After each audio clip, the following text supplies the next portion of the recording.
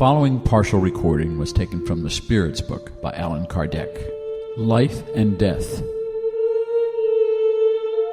Question number 68. What causes the death of organic beings?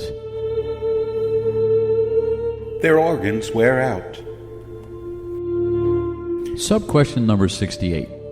Could we compare death to the cessation of movement in a machine that has been broken down? Yes, if the machine has been badly assembled, it breaks down. Likewise, if the body becomes diseased, life leaves it. Question number 69. Why does a lesion in the heart seem to cause death more often than one in any other organ? The heart is a life-producing machine. Nevertheless, it is not the only organ in which a lesion causes death. It is only one of the body's essential parts. Question number 70.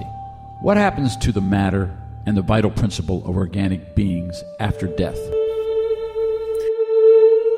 The inert matter decomposes and is used to form other beings. The vital principle returns to the vital mass. Author's remarks for question number 70. After the death of the organic being, the elements that had formed its body undergo new combinations to form new beings. These new beings, in turn, draw the principle of life and activity from the universal source. They absorb and assimilate it and restore it again to that source as soon as they themselves cease to exist. The organs are impregnated, so to speak, with the vital fluid, which enables all the body's components to actively communicate with one another when certain lesions occur and to restore functions that have temporarily ceased.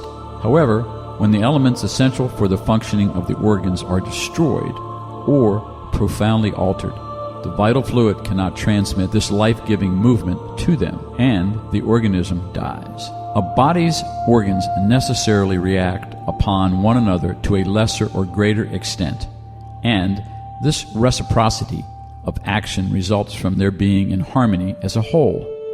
Their functions cease when something destroys this harmony, just like what occurs in the movement of a mechanism when its essential components break down, or like a clock that has been worn out by the use or broken by accident, and in which there is no longer any motive force to keep it running. We have an even better image of life and death in an electronic device. Such a device receives electricity and stores it in a latent state, as do all bodies in nature. However, the electric phenomena does not manifest until the electric fluid is put in motion by a certain cause.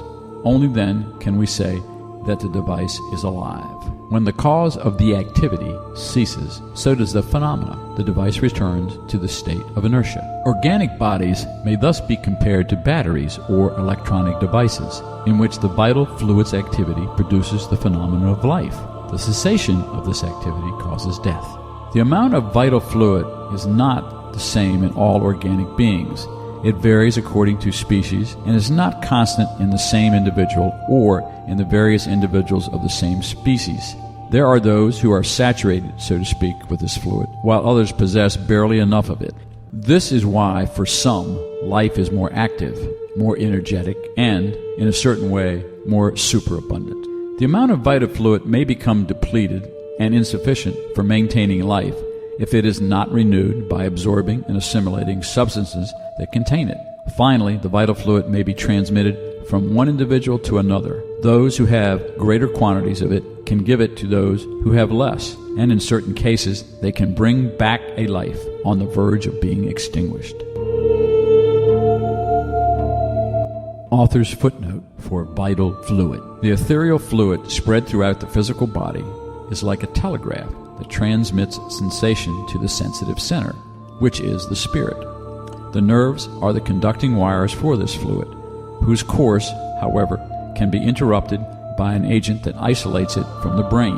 Marshall V., The Consoler Spirit, Federação Espíritas Brasileira, 1980, page 284. The vital fluid, also called the vital principle, is a modified form of the universal cosmic fluid.